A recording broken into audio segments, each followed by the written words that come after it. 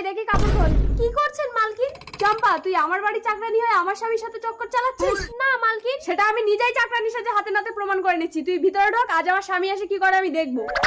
ইন্দু, আমার স্বামী এসছে, এবার আমি চাকরানি সেজে যাই।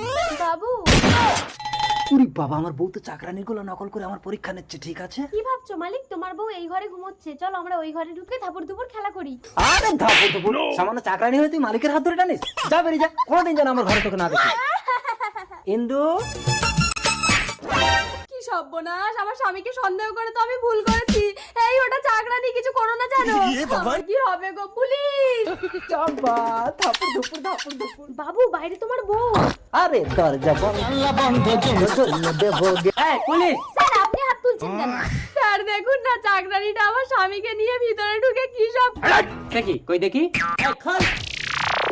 ये सब क्या देख সরি ম্যাডাম।